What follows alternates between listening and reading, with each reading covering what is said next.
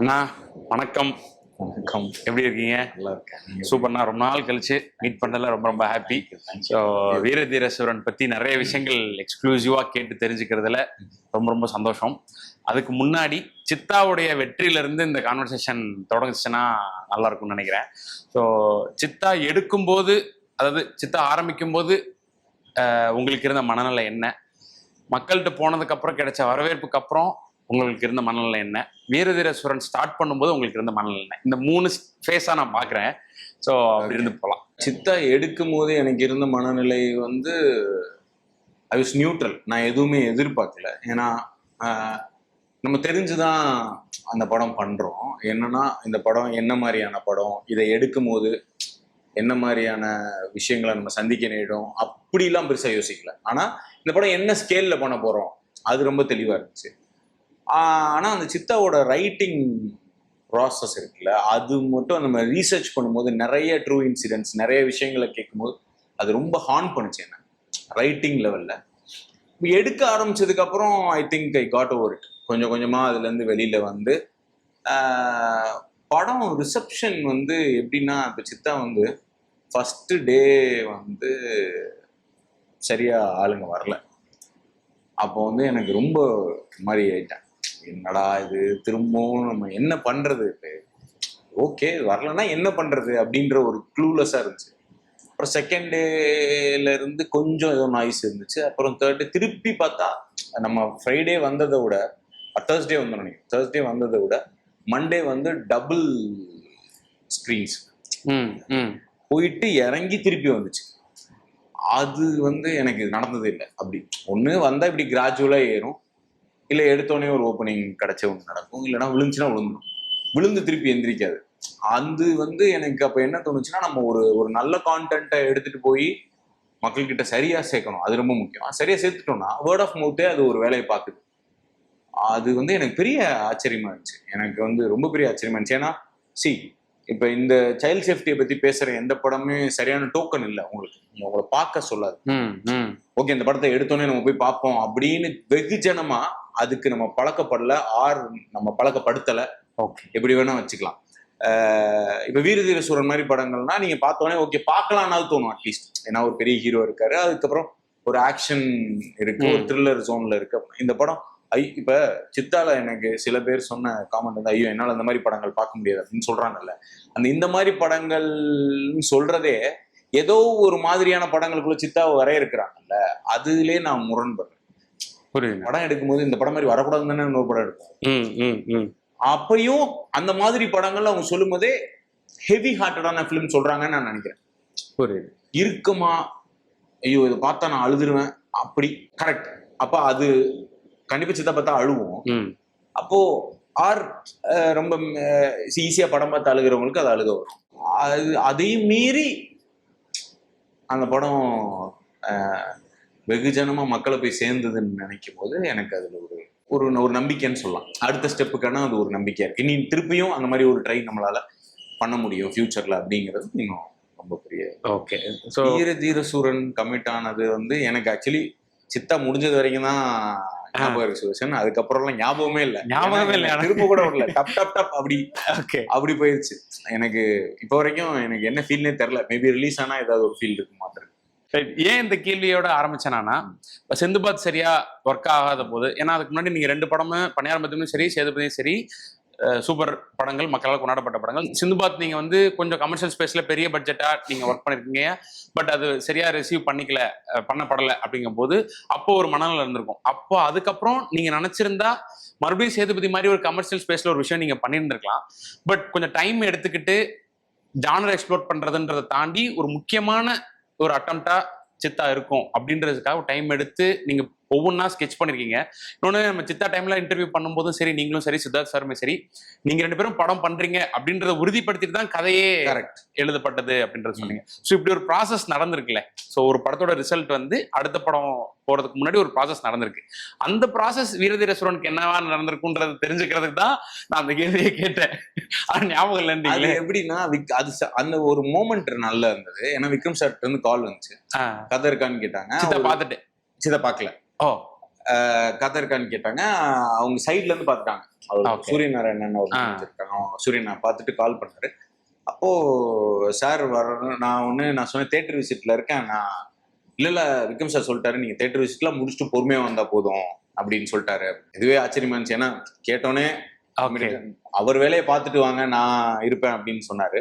அப்புறம் நான் போய் மீட் பண்ணி கதை சொன்னேன், அவர் கதை பிடிச்சிருந்துச்சு. அப்போ ஒரு 1/2 hour நரேஷன் பண்ணேன். அப்போ எழுதி வச்சிருந்தேன். ஓகே. ஃபர்ஸ்ட் ஹாஃப் வரைக்குமே ஒரு மாதிரி ரெடியா இருந்தது. ஓகே. அப்போ அதை வந்து நரேட் பண்ணப்போ அவர் பார்த்துட்டு நல்லா இருக்கு நம்ம பண்ணலாம், ஆனா உங்க படத்தை நான் ஒரு வாட்டி பார்த்துடுறேன். அப்புறம் அன்னைக்கு நைட்டு படம் பார்த்துட்டு அடுத்த நாள் காலையில நம்ம கமிட் பண்ணிக்கலாம் வாங்க அப்படின்னு. ஸோ நீங்க அதான் நான் சொல்றேன், சேதுபதி பார்த்துட்டு இதை அவர் சொல்ல, அவர் சித்தா பார்த்துட்டு சொல்றாருல்ல. ஓகே. ஓகே. அப்போ அது இன்னொன்னு, இப்ப நம்ம படமா எடுக்கிறதுக்கான எல்லாம் ஒரு ஹீரோ அதுக்கு ரொம்ப வித்திடணும்னு நான் நினைக்கிறேன். சித்தா வந்து நானே மாமட்டும் நினைச்சிருந்தா வந்திருக்காது, சித்தார்த்தும் மனசு வச்சதுனால அது சேம் இயர் விக்ரம் சாரும் நம்ம அப்படி பண்றதுனால தான் அது வந்து அந்த மூமெண்ட் பயங்கரமா இருந்தது. என்னடா டக்குன்னு கூப்பிட்டாரு அப்படின்னு. நான் ஆக்சுவலி ஓகே திருப்பி ஒரு மாசம் கதை பண்ணிட்டு தான் போகணும்னு இருந்தேன். இமிடியட் நெக்ஸ்ட் டே படம் பார்த்துட்டு வாங்க பண்ணிக்கலாம் அப்படின்னு சொல்லிட்டு அப்படி.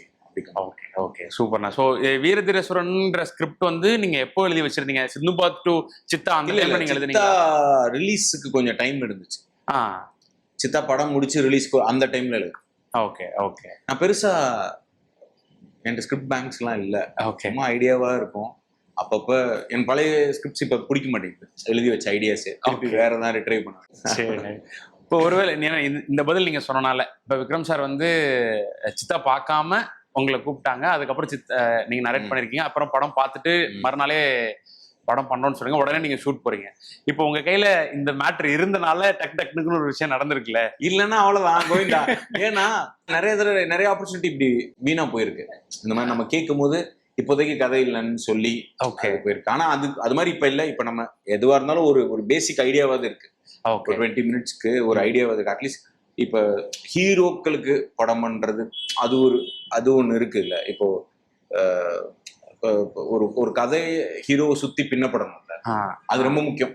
பெரிய ஹீரோஸ்க்கு நம்ம படம் பண்ணுவோம், ஸ்டாருக்கு படம் பண்ணுவோம். ஸோ அதுக்கு நான் இப்பதான் பழக்கப்பட்டிருக்கேன். ஸோ சேதுபதி அப்படிதான் இருக்கும். ஆனா நான் அந்த ஜோன்ல இருந்து வெளில வந்துட்டேன்னு நினைக்கிறேன். என்னால திரும்ப அந்த மாதிரி படங்கள் பண்ண முடியுமான்னு எனக்கு ஆக்சுவலா தெரியல. ஒரு அந்த ஜோன்னா எப்படி நான் எடுத்துக்கிறது, டூ மச் ஆஃப் எப்படி சொல்றது. ஏன்னா இப்ப நான் அப்ப எப்படி எழுதுவேன்னா ஒரு கதை ஒரு கான்ஃபிளிக்ட் அப்படி எழுதுவேன். இப்ப நான் அப்படி எழுதல, ஒரு தீசஸ் அதுக்குள்ள படம் அப்படி பண்றேன். ஓகே. சோ என்னால அது ஒரு ஜஸ்ட் ஒரு கதையை சொல்றோம் அப்படின்னு என்னால சொல்ல முடியல. இப்போ ஐ நீட் அ தீசஸ், இந்த படம் மூலியமா என்ன சொல்ல வரோம், ஆர் என்ன பேச போகுது இந்த படம் அப்படின்றத முடிவு பண்ணிட்டு தான் நான் கதையவே எழுதுறேன். ஓகே. ஸோ அதுக்கப்புறம் தான் கான்ஃபிளிக்ட்குள்ளேயே நம்ம போறோம். இந்த டேக்அவே எதுல இருந்து உங்களுக்கு கிடைச்சதுன்னு நினைக்கிறீங்க? இந்த டிரான்ஸ்ஃபர்மேஷன் கேட்கறேன். ஆஸ் அ டைரக்டரா வயசாயிடுச்சு ஒண்ணு, இன்னொன்னு இந்த புத்தக வாசிப்பு நம்மள இந்த மாதிரியான விஷயங்கள்லாம் வேற ஒரு இடத்துக்கு எடுத்துட்டு போகுது. அப்புறம் நம்ம பண்ண கதைகளுக்குள்ள இருக்கிறதுல இப்போ ஃபர்ஸ்ட் எனக்கு சொல்லப்பட்டது என்ன, இனிஷியலா நான் பண்ணும்போது film making is a visual medium அப்படின்னு சொல்றாங்க. ஸோ நம்ம என்ன பண்றோம், எல்லாத்துக்கும் இதுக்கு முன்னாடி என்ன இருந்துச்சு, அடடே டாக்டரே வந்துட்டாரே அப்படின்னு சொல்லி இருந்தது. டாக்டர் தான் வந்து நிக்கிறாங்கல்ல, அது என்ன அடடே டாக்டரே வந்துட்டாரேன்னு சொல்றீங்க, அப்படி சொல்ல தேவையில்ல, நீங்க டாக்டருக்கு ஷார்ட் வச்சா போதும், அவர் ஒரு ஸ்டெத்தஸ்கோப் போட்டிருந்தா போதும், அது டாக்டர்னு தெரியாதா அப்படின்னு. இப்ப என்ன இருக்கும், ஏன்டா எவனா ஸ்டெத்தஸ்கோப் போட்டு வீட்டுக்கு வருவானா, அவன் சாதாரணமா தானே வருவான் அப்படின்னு ஒண்ணு இருக்கு. அப்புறம் டாக்டர்னா யாரு, ஒரு வெள்ளையா இருக்கிற ஒரு அப்படிலாம் கிடையாது. நான் ஊர் பக்கம் போய் பார்த்தா வெள்ளையா இருக்கிற ஆளே நான் டாக்டரை பார்க்க முடியாது. இன்ஃபேக்ட் கவர்மெண்ட் டாக்டர்ஸ் எல்லாம் நம்ம நினைக்கிற மாதிரி எல்லாம் அப்படிலாம் இருக்க மாட்டாங்க. சாதாரணமா வருவாங்க, யார் டாக்டர்னே தெரியாது, பின்னாடி 2 பேர் போனாதான் ஓ அவர் டாக்டர் போலன்னு நமக்கு ஃபீல் ஆகும். ஸோ இதெல்லாம் எங்க இருந்து எடுக்கணும், நம்ம ரியல் லைஃப்ல இருந்து எடுக்கணும். நம்ம சினிமா பார்த்து படம் பண்ணது அது முடிஞ்சிருச்சு. ஓகே. இதுக்கு மேல ரியல் லைஃப் பார்த்து தான் படம் பண்ணணும்னு அதுலதான் இந்த கற்றல் ஆரம்பிச்சதுன்னு நினைக்கிறேன். ஓகே. ஓகே. போயிட்டு இருக்கு. சூப்பர்ண்ணா, சூப்பர். சோ உங்களுடைய முந்தைய படங்கள் வந்து சித்தா பார்த்துட்டு சார் இதை கமிட் பண்ணிருக்காங்க விக்ரம் சார். முந்தைய படங்கள் பத்தி உங்கள்ட்ட பேசியிருக்காரா, பார்த்திருந்தாரா? அவர் சேதுபதி ஏற்கனவே பார்த்துட்டாரு. ஓகே. இப்ப திருப்பி நடுவுல ஒரு நாள் கால் பண்ணி, அருண் நான் வந்து பன்னர்மதி பார்த்துட்டு இருக்கேன் அப்படின்னாரு. எனக்கு அப்படி சொன்னாலே வேர்த்துரும். ஓகே. ஏன்னா இப்ப நீங்க வீரதீரேஸ்வரன் பார்த்துட்டு 1 மாசம் கழிச்சு அந்த படத்தை நீங்க பார்க்க போறீங்கனாலே நான் பதறிடுவேன். ஒரு படம் எனி ஃபிலிம் சித்தாவே அப்படிதான். இப்ப நீ சித்தா போட்டாலும் நான் எஞ்சி வெளில போயிடுவேன், என்னால பார்க்க முடியாது, எனக்கு அதுல இருக்க தப்பு மட்டும் தான் தெரியும், அப்படி சொல்றேன். ஓகே அந்த படம் நம்ம ப்ராசஸ்ல இருந்து அது முடிச்சு வெளில போயிட்டோம்னா தட் இஸ் ஓவர். அதுக்கப்புறம் we need to shift to next. அவர் பார்த்துட்டு சித்தா பார்த்துட்டு சேதுபதி பார்த்து திருப்பி கால் பண்ணி பயங்கரமா அந்த படத்தை போய் ஸ்லாகிச்சு பேசுறாரு. அவர் வேற லெவல். அது எப்படி சொல்றதுன்னா, ஒரு மாதிரி நம்மளை என்கரேஜ் பண்ணி உள்ள இருக்கிற பாசிட்டிவ்னஸ் வெளியில எடுத்துட்டு வர்றது வந்து பயங்கரம். பார்த்துட்டு அவ்வளவு நுயான்சஸ் பேசுறாரு மணியன். என்னப்பா அந்த படம் செம்மையா இருக்குப்பா, சூப்பரா இருக்குப்பா, அப்படி பேசுறாரு. ஓகே. ஸோ புரியுது அவர் டேஸ்ட் எங்க இருக்கு பாருங்க. அப்புறம் சேதுபதியில சில கிளிப்ஸ் மட்டும் அனுப்பிச்சு, இந்த கிளிப் இந்த பயங்கர காலில் விழுகிற சீன் அனுப்பிச்சு, இது பயங்கரமா இருக்கு அப்படின்னு சொல்றாரு. ஸோ வீரதீர சூரன் பாகம் 2 அப்படின்றது தான் அதுல இருக்க ஒரு சின்ன சர்ப்ரைஸ் ஃபேக்டர் அப்படின்றத நினைக்கிறேன். ஏன்னா அனௌன்ஸ்மெண்ட் வரும்போது இருந்து அப்போ பாகம் 1 என்ன அப்படின்னும் போது நீங்க ஒரு இன்டர்வியூலுமே அதுக்கான பதில வந்து நீங்க சொல்லியிருந்தீங்க. இது வந்து ஒரு கான்ஃபிளிக்ட் முன்னாடி ஒன்று இருக்கு, அதுக்கப்புறம் தான் இது பண்ணிட்டு பார்ட் 2 தான் இப்ப எடுத்துட்டு இருக்கோம். பார்ட் 1 எடுப்போம், ஆனா எடுப்போம். ஆனா இப்ப இல்ல, இது ப்ரீக்வலா நிறைய கதைகள் இருக்கு, அதை நம்ம பேசுறதுக்கான நிறைய தேவையும் இருக்கு. அப்படிதான். ஏன் பாகம் 2 நம்ம ஃபர்ஸ்ட் பண்ணணும்னு தோணுச்சுன்னா உங்களுக்கு? இல்ல, இதுதான் யோசிச்சேன். ஓகே. இதுதான், இந்த கதையை தான் எனக்கு சொல்லணும்ன்றது ஐடியா. இது தோணும். இது எழுத ஆரம்பிச்சப்ப பார்த்தா ஏகப்பட்ட முன்கதைகள் இருந்துட்டே இருக்கு படத்துல. அது உங்களுக்கு நமக்கு தேவையில்லை. இப்ப நம்ம 2 பேரும், நானும் இவரும் இன்னைக்கு மீட் பண்றோம்னா நாங்க 2 பேரும் இன்னைக்கு உட்காந்து பேசிட்டு போயிருவோம் இல்லையா? திருப்பி இந்த சந்திப்பு 2-3 தடவை தொடர்ந்ததுக்கு அப்புறம் தான் அவர் எங்க படிச்சாரு என்ன இதெல்லாம் நான் கேட்பேன். ஓகே. சோ அந்த மாதிரி இந்த படம் நான் நினைக்கிறேன். சூப்பர். இந்த சந்திப்பை, இந்த ஒரு இரவை இந்த படம் பேசிடும். அதுக்கு முந்தைய கதைகள் நிறைய இருக்கு. ஒரு இரவுல எப்படி நீங்க ஒரு ஃபுல் கேரக்டர் நம்மளால பேசிருக்கோம். இட் மீன்ஸ் சித்தாலா ரொம்ப நாள் நடக்கிற கதை தான். அது ஒரு ஸ்லைஸ் ஆஃப் பீரியட், ஒரு பீரியட், ஒரு ஸ்லைஸ் ஆஃப் லைஃப். ஒரு ஆளுடைய ஒரு பர்டிகுலர், ஒரு சே ஃபார் எக்ஸாம்பிள் ஒரு 6 மாசமோ 1 வருஷமோ அந்த ஆளை பத்தி பேசி, இது ஒரு இரவு. அப்போ அதனால அதுக்கு முன்னாடி நிறைய தேவை. ஸோ இது என்ன கதை, என்ன பிளாட்னு நீங்க எக்ஸ்பிளைன் பண்ணலாம். ஏன்னா அந்த ஒரு நைட்ல நடக்கிற கதை அப்படின்னாலே வந்து உங்களாலேயும் அதை பத்தி ஃபுல்லா சொல்லிட முடியாது. ஸோ இது வந்து ஜான்ரா கேட்டா எனக்கு வந்து இது ஒரு ஆக்ஷன் த்ரில்லர். ஓகே, அதான் genre with some drama in it. ரொம்ப சிம்பிளான ஒரு பிரசன்டேஷனா அந்த படம் இருக்கும்னு நான் நம்புறேன். அதாவது சிம்பிள் நான் சொல்றது என்ன விதத்துலனா, வாழ்வியல் சம்பந்தப்பட்ட விஷயங்கள் நிறைய பேசியிருக்கோம். ஏன்னா இதுல ஆல்ரெடி இதுல இருக்கிற கேரக்டர்ஸ் எல்லாம் நம்ம வாழ்க்கையில இருந்து கொஞ்சம் லார்ஜர் தன் லைஃபா ஆனா கான்ஃபிளிக்ஸை பேசுறான். ஒரு இரவுல நடக்கக்கூடிய ஒரு பெரிய கான்ஃபிளிக்டை பத்தி பேசுது இல்லையா? ஆனா இந்த மக்கள் எல்லாம் எளிய மக்கள். இப்ப நீங்க யோசிச்சு பாருங்க, இப்ப நம்ம நியூஸ்ல ஏதாவது ஒன்று படிப்போம், எங்கேயோ ஒரு பெரிய சம்பவம் நடந்துச்சு, ஒரு பெரிய விஷயம் நடந்துச்சு, அதெல்லாம் நம்ம நியூஸ்ல படிக்கிறதான். நம்ம வாழ்க்கையில பெருசா கடந்து போயிருக்க மாட்டோம். ஆனா அந்த நியூஸ்ல சம்பந்தப்பட்ட ஆட்களுக்கு அது அவங்க வாழ்க்கையில் நடக்கிறது. அதனால அது வாழ்வியல் சம்பந்தப்பட்ட கதையெல்லாமும் இது மாறுது. இன்னொன்னு, என்னால அந்த லைஃப் அண்ட் எமோஷன் அதை ஒட்டி படம் பண்றது எனக்கு ரொம்ப பிடிச்சிருக்கு வருது. இது கொஞ்சம் இமோஷனலான ஃபிலிமும் கூட. அதை என்னால சொல்ல முடியும். இது it's an emotional film too. இது வெறும் ஆக்ஷன் த்ரில்லர் மட்டும் கிடையாது. It has got some emotions in it. ஒரு சீரியஸான இமோஷனும் பேசுது. It talks about violence, it talks about forgiveness, talks about guilt. அதெல்லாம் பேசுது, அப்படி வச்சுக்கலாம். Okay. Violence, forgiveness, guilt. Okay. இப்போ காலின்ற கேரக்டரை நீங்க எழுதப்பட்ட விதமும் அதை சார் பெர்ஃபார்ம் பண்ண விதமும் பத்தி பேசலாமா? தாராளமா பேசலாம், நிறைய பேசலாம். எப்படின்னா, நான் விக்ரம் சாரை எப்படி பார்க்குறேன்னா, அவர் வந்து ஒரு library. I am learning a lot. இப்போ நிறைய தடவை என்னை பயங்கரமா ஆச்சரியப்படுத்தியிருக்காரு. இப்போ நான் ஒரு சின்ன விஷயம் சொல்றேன். 360 டிகிரி அவருக்கு கண்ணு இருக்கும். பார்த்துட்டே இருக்கும்போது இங்கிட்ட யாராவது நடந்தா கூட, அப்பப்பா அது ஓகேவா, அங்க அவங்க நடந்து போயிட்டாங்களே அப்படின்னு. அதை நான் மானிட்டர்ல பார்த்துட்டு, ஆமா சார் போயிடலாம், தப்பாயிடுச்சு, போயிடலாம்ப்பா, ரெடிப்பா போயிடலாம், ஓகே அப்படின்னு. கேமரால ஃபிளார் வருது நீங்க என்ன சொல்லுவாரு, ஏதாவது ஓவர்லாப் ஆயிடுச்சுன்னா அது ஓவர்லாப் பண்ணிட்டாங்கல்ல அப்படின்னு. அது ஓகே. ஆனா அதுல ஒரு சின்ன இவ்வளவுதான் இருக்கும், ஒரு மயிரிலையில ஏதாவது ஓவர்லாப் பண்ணியிருக்கோம், அது ஓகேவா உங்களுக்கு, அது கரெக்டா இங்க நோஸ் கிட்ட வந்த மாதிரி இருந்துச்சு, அது ஓகேவா அப்படின்னு. அதெல்லாம் இம்பாசிபிள். நீங்க ஆளு ஏதோ ஒண்ணு, ஒரு பைப்பு அப்படிலாம் சொல்லலாம். ஒரு செடினா ஒரு புல்லு ஓவர்லாப்லாம் எப்படி நீங்க அதையும் பண்ணி பெர்ஃபார்ம், இது மாதிரி விஷயங்கள்லாம் பயங்கர ஆச்சரியமா இருக்கும். அப்புறம் அந்த பெர்ஃபார்மன்ஸ் எக்ஸ்ட்ராக்ட் பண்றதுக்கு அவர் விடுற அந்த ஸ்பேஸ் இருக்குல்ல, அது ரொம்ப ஆச்சரியமா இருக்கு. இவ்வளவு படங்களுக்கு அப்புறம் இன்னும் இந்த படத்தை ஃபர்ஸ்ட் படம் மாதிரி அணுகிறது, அது எப்படிதான் அவரால் முடியுதுன்னு என்னால ஸ்டில் சோ வர்ஜின். ரொம்ப கத்துக்கணும் அப்படின்னு நினைச்சுக்கிட்டு, இதுல என்ன புதுசா பண்ணணும்னு நினைச்சிட்டு, இதுல நமக்கு தெரியுன்றத மொத்தமா களைஞ்சிட்டு அப்படி வந்து பண்றதுலாம் நீ பாருங்க, நினைச்சாலே எனக்கு அது எவ்வளவு பெரிய ஆச்சரியம் தானுங்க. ஏன்னா நம்ம எங்க பார்த்திருக்கோம், நான் ஸ்கூல் படிக்கும் போது பார்த்திருக்கேன் அவரை. சிந்தாமணி தேட்டர்ல உட்காந்து தூளுக்கு கை தட்டி விசில் அடிச்சு படம் பார்த்து போலீஸ்ட அடி வாங்கி அப்படி வந்தோம்.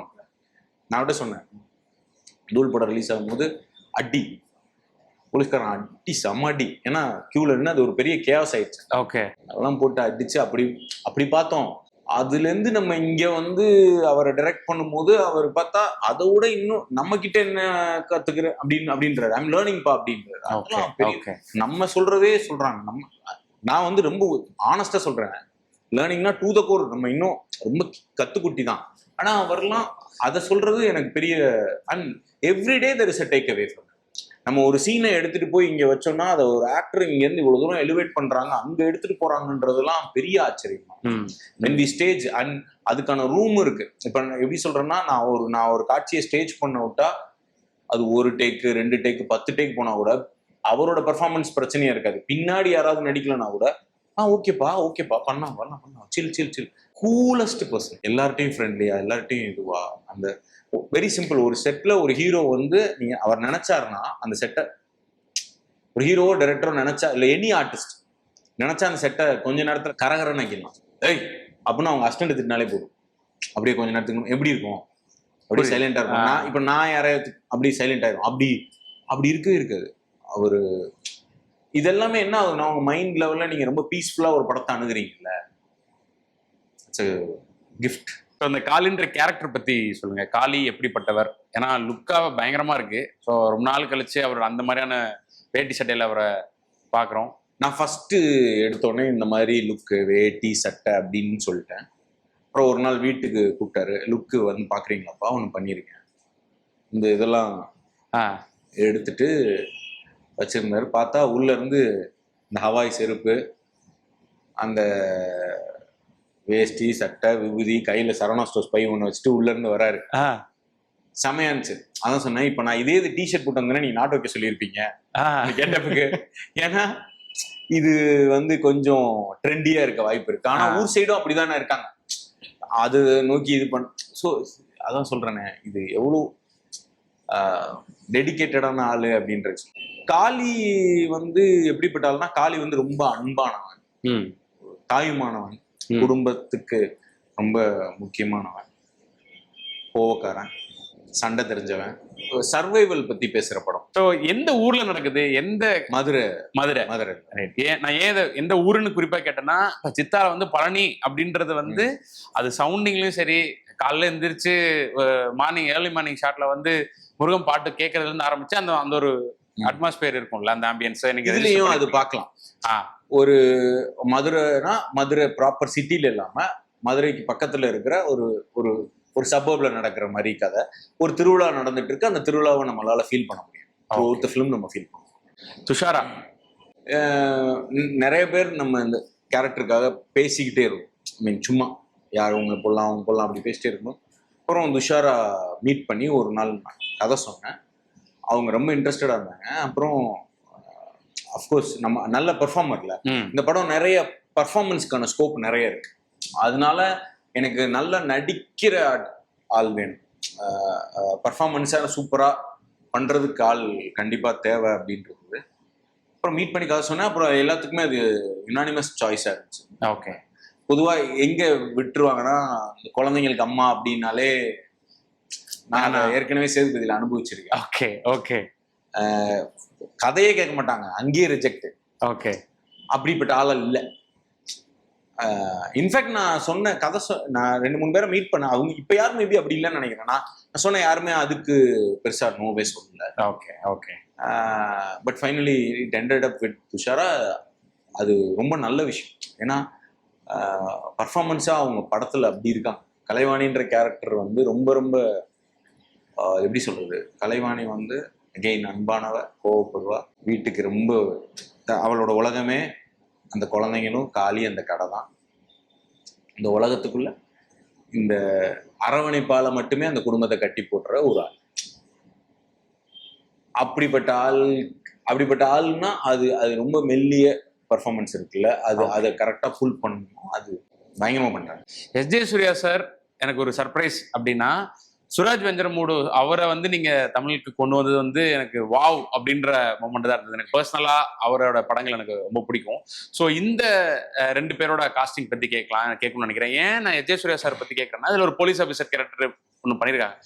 இப்போ அவர் நிறைய படங்கள்ல வந்து அதே மாதிரி ஒரு போலீஸ் ஆஃபீஸர் கேரக்டர் பண்ணியிருக்காங்க. சில பேர் வந்து ஈவன் தோ அவங்க பயங்கரமான பர்ஃபார்மரா இருந்தா கூட அந்த மறுபடியும் காக்கி சட்டை இந்த மாதிரியான விஷயங்கள்லாம் ரிப்பீட் ஆகும் அப்படின்றது சரி வேற ஆப்ஷன் அந்த மாதிரி எல்லாம் யோசிப்பாங்கல்ல. ஸோ நீங்க மறுபடியும் அவரை நீங்க காஸ்ட் பண்ணி நானும் அப்படி யோசிக்கிற ஆள் தான். ஓகே, நான் வந்து பொதுவா இந்த மாதிரி ஒரு படத்துல பண்ணாலே அவங்க வேணாம் அப்படின்னு முடிவு பண்ணிடுவேன். ஓகே, நான் அவரை மீட் பண்ணி அந்த கதை சொல்லும் போது அவர்கிட்ட இருந்து ஒரு வைப் வந்தது இல்லை, அது பயங்கரமா இருந்தது. அவரோட வயசுல அவரு வந்து is a director, actor, music director, producer, இப்படி ஏகப்பட்ட பரிமாணங்கள்ல இருக்காரு.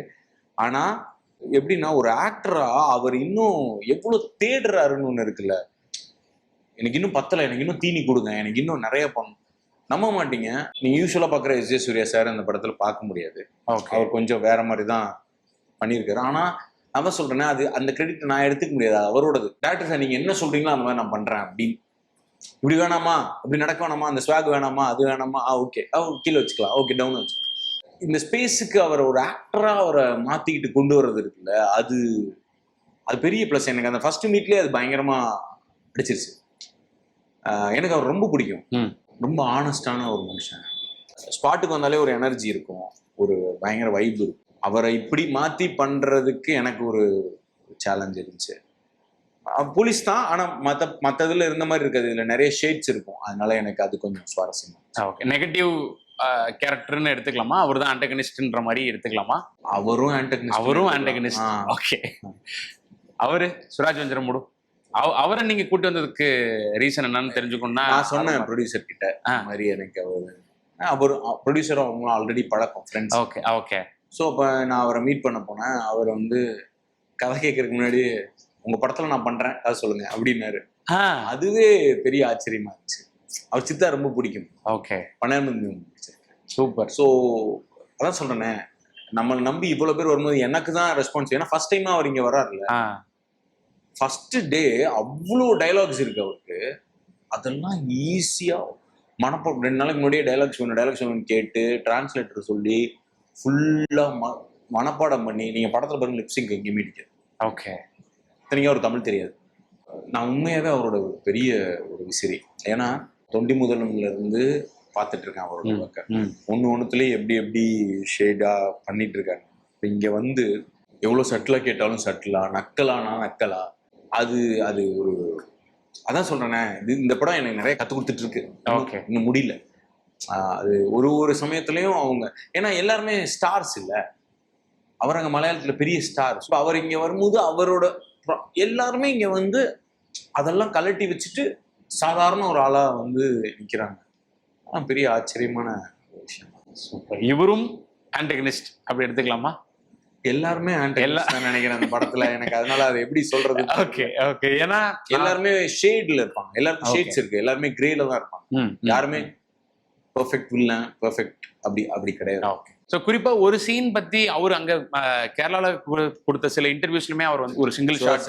ஆமா, ஒரு சிங்கிள் ஷாட் இருக்குன்றது நிறைய பார்க்க முடியுது. சோசியல் மீடியாலயும் அந்த அப்படி ஒரு விஷயம் இருக்காமே அப்படின்னு ட்வீட் போட்டிருக்காங்க. அது வந்து ஒரு சிங்கிள் ஷாட் ஒரு 15 மினிட்ஸ்க்கு பண்ணியிருக்கோம். அது கொஞ்சம் சேலஞ்சிங்கா இருந்துச்சு. ஏன்னா ஒரு 10 நாள் வந்து செட் போட்டு அதுல வந்து எப்படி இப்போ செட்டு போறதுக்கு முன்னாடியே நாங்க போய் பிரேக் பண்ணி ஷெட்யூல யூனிட் இல்லாம ஒரு ஐ திங்க் 3 days பண்ணோம்னு நினைக்கிறேன். யூனிட் இல்லாம வெறும் மொபைல் வச்சு எங்கெங்க யார் யார் போகணும் என்ன ஏதுன்னு அசிஸ்டன்ஸை மட்டும் வச்சு ஸ்டன் மாஸ்டர் அப்புறம் ஒரு நாள் வர வச்சு அதுக்கப்புறம் திருப்பி பண்ணி திரும்ப கிம்பல் ஆப்ரேட்டர் இல்லாம செட். ஏன்னா அந்த இடத்துல எது செட்டு உள்ளுக்குள்ள ஒரு ஃபேக்டரிக்குள்ள போய் தான் போடுறோம். ஸோ அதுக்குள்ள என்னென்ன வேணுமோ அதெல்லாம் பண்ணிட்டு அதுக்கப்புறம் திரும்ப வந்து நம்ம செட் போட்டு முடிச்சு திருப்பி யூனிட்டை வர வச்சு ஆர்டிஸ்ட்டை வச்சு ஒரு 3 நாள் ரிஹர்ஸ் பண்றோம்.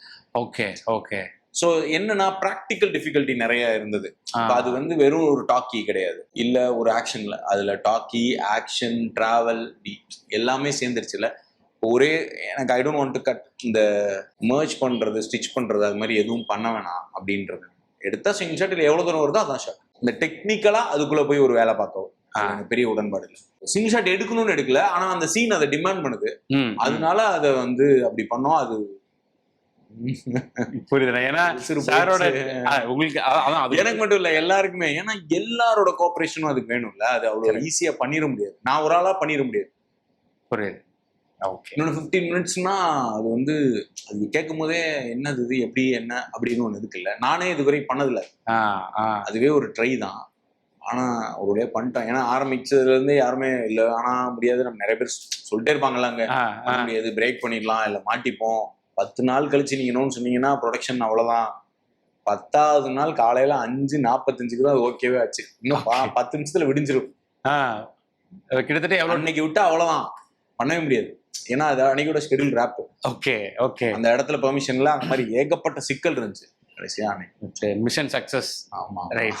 இந்த சிங்கிள் ஷாட் முடிச்சதுக்கு அப்புறம் ஆர்டிஸ்ட் எல்லாரும் பேசிக்கிட்ட விஷயம் என்ன? குறிப்பா விக்ரம் சார் உங்கள்ட்ட சொன்ன விஷயம், கட்டி பிடிச்சி எல்லாம் கொண்டாடிட்டு இருந்தோம். ஏன்னா அது பேசுறதுக்கெல்லாம் மொமெண்டே இல்ல. ஓகே. முடிச்சா எப்பா நான் வந்து பிளேபேக் பார்த்துட்டு இருந்தேன். இன்ஃபேக்ட் ஏன்னா அது டிராவல் வேற இருந்ததுனால பாதி க்ரூ இனிஷியல் இடத்துல மாட்டிட்டாங்க. அங்கிருந்து டிராவல் ஆகி இன்னொரு இடத்துக்கு வந்துருவோம். அப்ப அங்க உட்காந்து பார்த்துட்டு இருக்கும் போது என்னப்பா ஓகேவா ஓகேவா ஓகே அப்படின்னே எல்லாருமே தூக்கி பிடிச்சு கட்டி பிடிச்சு ஆரவாரப்பட்டு ஏதோ ஷூட்டிங்கே ரேப் ஆன மாதிரி ஒரு ஃபீல் ஆயிடுச்சு. அவ்வளவு உழைப்பு இருக்குல்ல. எல்லாரும் ஒரே சீனை எவ்வளவு வாட்டி நடிப்பாங்க, ஒரே டைலாக் எவ்வளவு வாட்டி பண்ணுவாங்க. அது அதுவும் எல்லாமே டைமிங்ல இருக்கு. Okay okay. போனா ஆக்ஷன் வேற, இப்படி போனா மிஸ் ஆயிடும். எல்லாமே ஃபயர், பெரிய பெரிய பாம் பிளாஸ்ட் அந்த மாதிரிலாம் இருக்கு. ஓகே. அது கொஞ்சம் ஐ மீன் ஆர்டிஸ்டோட கோஆபரேஷன், டெக்னீஷியன்ஸோட கோஆபரேஷன்லாம் ஃபினாமினலா இருந்துச்சு. ஈஸ்வர் சார்லாம் பயங்கரமா பெரிய இப்ப யோசிச்சா கூட மலை மாதிரி இருக்கு. Okay okay. அதுவும் அப்புறம் திருவிழா ஷூட் பண்ணதுமே ரொம்ப டஃப். அது ரெண்டுமே ரொம்ப கஷ்டமா இருக்கு. ஸோ ஈஸ்வர் சார் கூட ஃபர்ஸ்ட் டைம் அசோசியேட் பண்றீங்க. ஸோ இந்த ஸ்கிரிப்டுக்கு ஈஸ்வர் சார் இருந்தா சரியா இருக்கும் அப்படின்ற கால் எப்படின்னா? அது ராம் சார் தான் சொன்னாரு. ஓகே. ஈஸ்வர் சார் போலாம் அப்படின்னாரு. நான் கூப்பிட்டு பேசணுன்னே பத்திக்குச்சு. ஓகே. ஒரு மீட்டிங் நம்ம பேசணுன்னே பத்திக்கும்ல. அது ஏதோ நாங்க படம் ஃபர்ஸ்ட் டே கேமரா வைக்கும் போதே நாங்க ஏதோ 10வது படம் கேமரா வைக்கிற மாதிரி தான் இருந்துச்சு. அது ஏன்னு தெரியல. ஓகே. அது ஒரு பயங்கரமான ஃபீல். ரொம்ப பெரிய பேக் போன் இந்த படத்துக்கு ஈஸ்வர் சார். ஏன்னா ஃபுல் நைட் இல்ல, அதுல வேரியேஷன் காட்டணும். பெரிய சேலஞ்சிங்கான விஷயமும் கூட ரொம்ப ஈஸியா ஹேண்டில் பண்ணி ஒரு டைரக்டருக்கு என்ன வேணும் அப்படிங்கிற விஷயம் ரொம்ப கீனா ரொம்ப பெர்ஃபெக்டா எடுத்துட்டு வர முயற்சியில எப்பயுமே ஈடுபடுவார். ஜிவி சாரோடையும் ஃபர்ஸ்ட் டைம். ஏன்னா இதுக்கு முன்னாடி நீங்க பண்ண படங்கள் எல்லாமே வெவ்வேறு மியூசிக் டைரக்டர்ஸ் இருந்திருக்காங்க. ஸோ ஜஸ்டின் பிரபாகரன் ஆரம்பிச்சு அப்புறம் நிவாஸ் பிரசன்னா, யுவன் சங்கர் ராஜா, ஸோ இதுக்கே வந்து 3 மியூசிக் டைரக்டர் சித்தாவுக்கே. ஸோ இப்போ ஃபர்ஸ்ட் டைம் ஜிவி சாரோட ஒர்க் பண்றது வந்து எப்படி இருந்தது? ஸோ அவருக்கு உங்களுக்கு மன சிங்க் சூப்பரா இருக்கு. சேம் வே ஜிவி சார் கூட யாருக்குனாலும் செட் ஆயிடும். ஓகே. நீங்க யாரை வேணா கூப்பிட்டுக்கிறீங்களேன், செட் ஆகாத ஒரு ஆள் இருக்கவே மாட்டேன். ஓகே. கன்ஃபார்ம் செட் ஆயிடும். ஏன்னா இப்ப நான் கால் பண்ணா எடுத்துருவாரு. என்ன விஷயம்னு கேட்பாரு. இது பிரச்சனையா, அதை சால்வ் பண்றதுக்கு இதான் வழி, ஓகே பண்ணிக்கலாம். இதை விட என்ன வேணும் உங்களுக்கு? அவ்வளவு பெரிய உயரத்துல இருக்காங்க, அவ்வளவு பாட்டு ஹிட்டு, அவ்வளவு விஷயம் நடந்திருக்கு. சின்ன எத்தனை 17 வயசுல இருந்து மியூசிக் போட்டுட்டு இருக்காரு நினைக்கிறேன். இப்போ வரைக்குமே அந்த த்ரைவ் இருக்கு. இவ்வளவு நடிச்சாலும் திருப்பி வந்து மியூசிக் போடுறதுக்குன்னு உட்காந்து அதுல ஒரு வேலை இருக்கு. அதெல்லாம் பெரிய விஷயம். எனக்கெல்லாம் வேற லெவல்ல செட் ஆயிடுச்சு. ஒர்க் போயிட்டு இருக்கு. இன்னும் இப்பதான் ரீ ரெக்கார்டிங் ஆரம்பிச்சு போயிட்டு. சாங் எத்தனை நான் எதிர்பார்க்கலாம்? 2 சாங் படம். 2 சாங் படத்துல 2 சாங் பிளஸ் இன்னொரு சாங் இல்லை. ஓகே. ஏன்னா நான் சாங் வந்து இப்போ படம் என்ன மாதிரியான ஜானரா இருந்தாலும் உங்க படத்தை பொறுத்தவரை இன்னைக்கும் வந்து பன்னியாரம் பத்து மணி சாங் வந்து ரிப்பீட் மோட்ல கேட்டுருக்கோம். சேதுபதியில வர சாங் இன்னும் கேட்டுட்டு இருக்கோம். இப்போ சித்தால கண்கள் ஏதோவும் உனக்குத்தானும் இந்த மாதிரி உங்களோட படங்களை வந்து மாண்டாஜஸும் சாங்ஸாவும் பயங்கரமா ஒர்க் ஆயிருந்திருக்கு. ஸோ இது ஒரு நைட்ல நடக்கிற கதை அப்படின்றனால இதுக்கு எந்த அளவுக்கு இருக்கு? 2 சாங் இருக்கு படத்திலேயே. அதுலயும் மாண்டாஜ் இருக்கு. ஓகே. நம்மளோட ஃபீல்ட்ல தான் ஒரு மெலடி இருக்கு. அதனால அது எனக்கு ரொம்ப ரொம்ப பிடிச்சிருக்கு. மாண்டேஜ் எழுதுறது அப்படின்னு நீங்க த்ரூ ப்ராசஸ்லயே ஸ்கிரிப்டிங்லயே அது வந்து வந்துருதா இல்ல தனியா எழுதுற மாதிரி? நான் சாங் வைக்கணும்னு நினைச்ச அந்த இடத்துல பெருசா திணிக்க மாட்டேன். ரொம்ப ஏதாவது ஒரு இடத்துல ரொம்ப தேவைன்னா வைக்கிறது தான். அப்புறம் நான் வந்து யோசிப்பேன், சாங்கே எல்லாம் படம் பண்ணிடுவோம், இதுக்கு வேற போட்டுக்கிட்டு அதை இது பண்ணிக்கிட்டு அப்படின்னா அப்புறம் பசங்களாம் தெரிஞ்சு ஐயோ சாங் தான் நல்லா பண்றீங்களே, அதை ஏன் வந்து விடுறீங்க அப்படின்னா அப்ப அதுவே நமக்கு ஒரு ப்ரெஷரா மாறுதுல. ஆனா அப்படி நினைச்சிட்டு எழுத ஆரம்பிச்சோம்னா ஆட்டோமேட்டிக்கா இது வந்து கொட்டிருக்கு. இப்ப நமக்கு எதுக்கு ஒரு சாங் வேணும், ஒரு மாண்டாஜ் வேணும் அப்படின்னா இந்த 2 பேரோட டிராமா லைஃப்ல இருக்கிற டிராமா இருக்குல்ல, அதை வந்து நமக்கு சொல்றதுக்கான கால அவகாசம் கம்மியா தேவைப்படுது. அதுவும் நமக்கு மியூசிக்கலா சொல்றதுக்கு நம்ம ஊர்ல சாங் பழக்கப்பட்டதுனால அதுக்குள்ள அது ஒரு அட்வான்டேஜா தான் நான் பாக்குறேன்.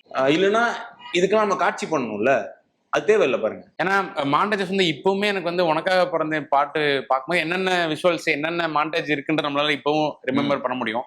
ஸோ கண்கள் ஏதோல வந்து என்னென்ன மாண்டேஜஸ் வரும்ன்றது நம்மளால புரிஞ்சுக்க முடியும். ஸோ இந்த மாதிரி மாண்டேஜஸ் வந்து நீங்க டைரக்ட் பண்ற படத்துல பதிஞ்சிருது. இப்ப 12 வந்து இவ்வளவு வருஷம் ஆயுமே 10 வருஷம் ஆயிடுச்சுன்னு நினைக்கிறேன்.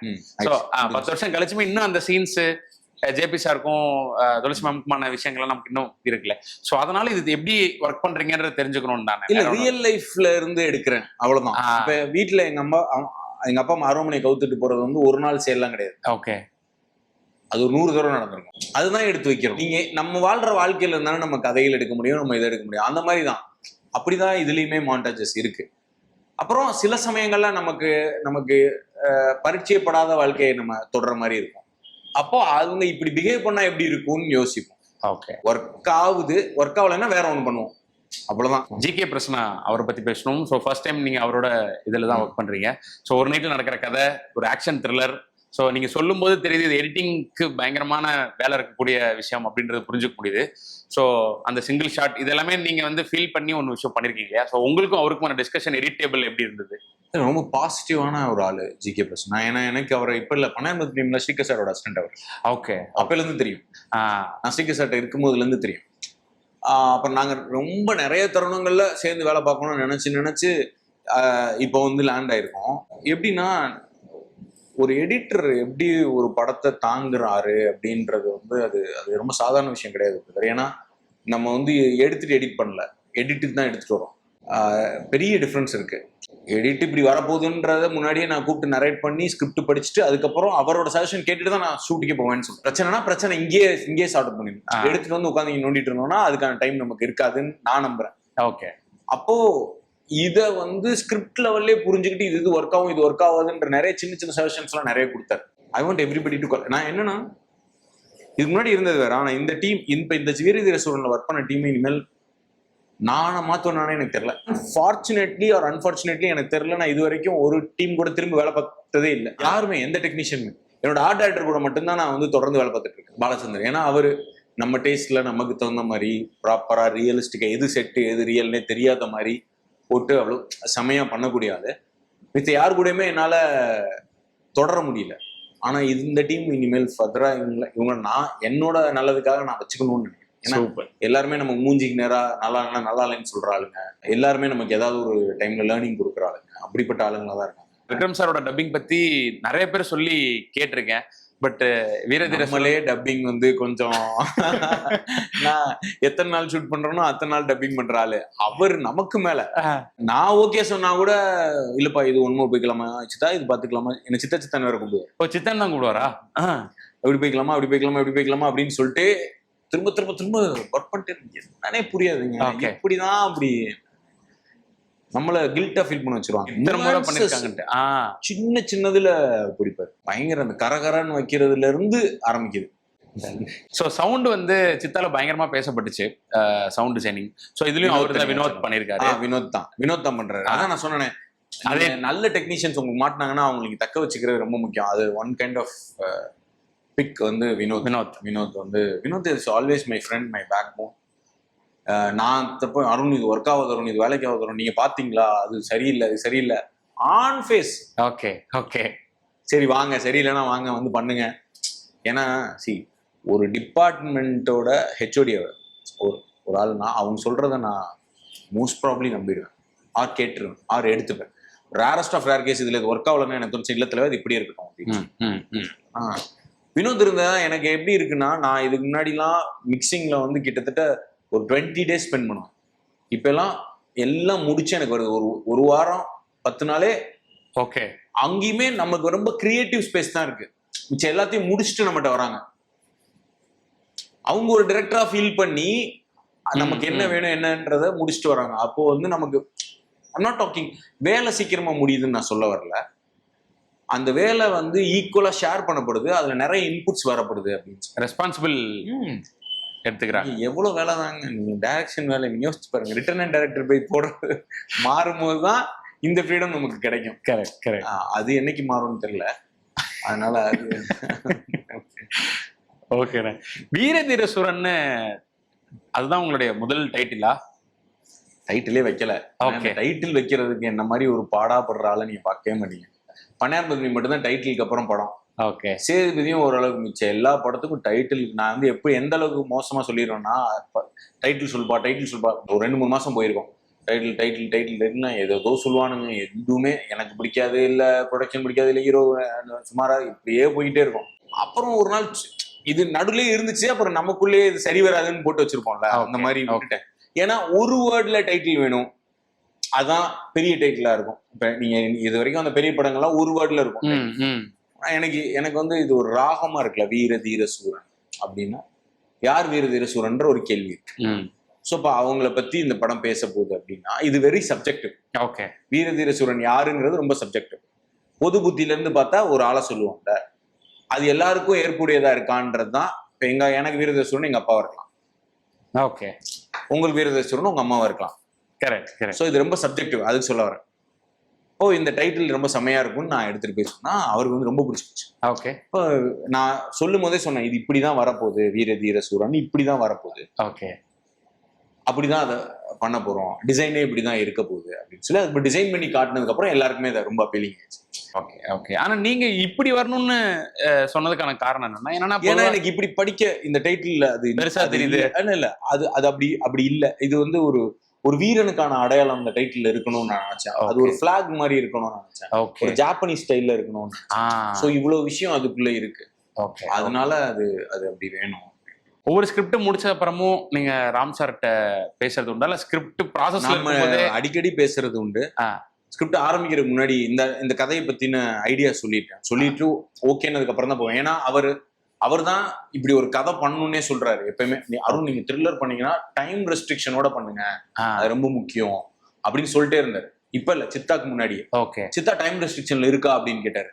இல்ல சார், ஆனா ஒரு த்ரில்லர் பார்ட் வந்து டைம் ரெஸ்ட்ரிக்ஷன்ல இருக்கு. அந்த 2 நாளைக்கு குழந்தை காணாம போனோம், இல்ல அதையுமே டைமுக்குள்ள எடுத்துட்டு வாங்க, இவ்வளவு இந்த டைம் காசு ஆகுதுன்னா ஒரு பிரச்சனை இருக்குன்னு எடுத்துட்டு வாங்க, அப்பதான் நம்ம கஷ்டம் ரைட் எழுதுறதுக்கு வியூவர்ஸ்க்கு அது ரொம்ப ஈஸியா இருக்கும்னு சொல்லிட்டு. ஸோ அதுதான் ஒரு நைட்டா மாறிச்சுன்னு சொல்றேன். Okay okay okay. ஸோ சாரோட இந்த மாதிரியான சில விஷயங்கள்லாம் உங்களுக்கு ஒரு பயங்கர டேக் அவேவா இருந்திருக்கும். ஸோ அது வந்து ரிஃப்ளெக்ட் ஆகி அதோட ஹாப்பினஸை பார்க்கும்போது எவ்வளவு சந்தோஷமா இருக்கு. அது வந்து சாருக்கு எனக்குமான ரிலேஷன்ஷிப் வந்து இந்த நெல்லுக்கீரை தண்ணீர் வாய்க்கால் வழியோட புல்லுக்கு போய் செஞ்சுச்சாங்க. அவர் ஆஃபீஸ் பக்கத்து ஆஃபீஸ். நான் என்னோட ஒரு படத்தை எப்படி பார்க்கணும், ஒரு படத்தை எப்படி அணுகணும், புக்கை இன்ட்ரடியூஸ் பண்றாரு. எடுத்துட்டு வந்து ஃபர்ஸ்ட் இது படிங்க, சின்னதா இருக்குல்ல, அதை ஃபர்ஸ்ட் படிங்க, இப்படி அப்படி சொல்லி அதுக்கப்புறம் நம்ம வந்து ஃபிக்ஷன் முடிந்து நான் ஃபிக்ஷன் வாசிக்க ஆரம்பிச்சது வரைக்கும் ஒரு படத்துல ஷார்ட் இப்படி வைக்கிறதுக்குமான வித்தியாசத்துல ஒரு ஷார்ட் ஏன் வைக்கிறோம்னு சொல்லதுல இப்படி ஏகப்பட்ட உரையாடல்கள். நம்ம இந்த முன்னாடி இருந்ததோட ஒரு படி மேல ஏறி படம் பண்றோம்னா அதுல மிகப்பெரிய பங்கு ராம் சார் என் வாழ்க்கையில. ஃபர்ஸ்ட் 3 படம் சேதுபதி சார் தான் ஹீரோ அப்படின்றனால உங்களோட ஃப்ரெண்டும் கூட அப்படிங்கும்போது நீங்க சித்தா பத்தில அவர்கிட்ட நீங்க டிஸ்கஸ் பண்ணிருப்பீங்க. இப்போ வீரதீர சூரன் பத்தியும் அவர்கிட்ட பேசியிருப்பீங்க, கதையே தெரியும் அவருக்கு. ஸோ அவர் என்ன சொன்னாரு, நீங்க விக்ரம் சாருக்கு அவருக்கு ரொம்ப பிடிச்சிருந்துச்சு. இந்த டீசர் பார்த்துட்டு நாங்க டீசர் ரிலீஸ் ஆன அன்னைக்கு நைட்டு பேசிட்டு இருந்தோம். ரொம்ப பிடிச்சிருந்துச்சுன்னு பயங்கரமா நேர்ல போய் பேசணும். அவர் எனக்கு அண்ணன் மாதிரி இல்லை. ஸோ என்னோட வாழ்க்கையில ஒரு எக்ஸ்டெண்டட் பேஜ் அவரோட தான். அதனால அவர் சும்மாலாம் சொல்லவும் மாட்டாரு, நல்லா இல்லைன்னா நல்லா இல்லைன்றவர். நல்லா இல்லடா, எனக்கு பிடிக்கலடா. இன்ஃபேக்ட் ஃபர்ஸ்ட் ரிலீஸ் ஆன ப்ரோமோ வந்து அவருக்கு பெருசா பிடிக்கல. ஓகே. அவர் வந்து ஏதோ மிஸ் ஆகுதுற மாதிரி இருக்குடா அப்படின்னாரு. அப்புறமா சூர்யா வந்து சொன்னா அது செமையா இருக்கு அப்படின்னு. அப்புறம் வெற்றி சார் வந்து சொன்னார் நல்லா இருக்குங்க. அப்போ ஒருவேளை நம்ம தான் எதுவும் தெரியலடா, இதான் அவர் நல்லா இல்லைன்னு சொன்னதையும் சொல்றாரு, மிச்சம் 2 பேர் சூப்பரா இருக்குன்னு சொன்னதையும் சொல்றாரு. அப்புறம் வெற்றி சார்கிட்ட பேசும்போது திரும்ப கூப்பிட்டு நீங்க டீச்சர் நல்லா இருக்கு சொன்னீங்களா, வந்திருக்கான் சொல்லுங்க அப்படின்னு சொல்ல சொல்றாரு. ஏன்னா எங்கேயுமே நம்ம தோன்றக்கூடாதுன்னு நினைக்கிற. ஐயோ அந்த மாதிரிலாம் வாய்ப்பே கிடையாது. நான் தான் சொன்னேன், அந்த ஆலமரத்துல நிழல் காஞ்ச ஏகப்பட்ட பறவை ஆட்கள்ல நானும் ஒரு ஆள், சேதுங்கிற ஆலமரத்தை கீழே. சூப்பர். நான் எப்போ எதிர்பார்க்கலாம்? ஜனவரி அப்படின்றது ரிலீஸ் கன்ஃபார்ம். போஸ்ட் ப்ரொடக்ஷன் போயிட்டு இருக்கு. தேதி இன்னொரு அநேகமாக கொஞ்ச நாள்ல அனௌன்ஸ் பண்ணிடுவோம். ஈரதீர சுரன் பாகம் 2 மிகப்பெரிய அளவில் வெற்றியடைய வாழ்த்துக்கள்ண்ணா. ரொம்ப ரொம்ப தேங்க்ஸ்ண்ணா உங்களோட டைமுக்கு. So wish all the best and கங்க்ராச்சுலேஷன்ஸ்ண்ணா. ரொம்ப ரொம்ப நன்றிண்ணா. தேங்க்யூண்ணா. Thank you so much.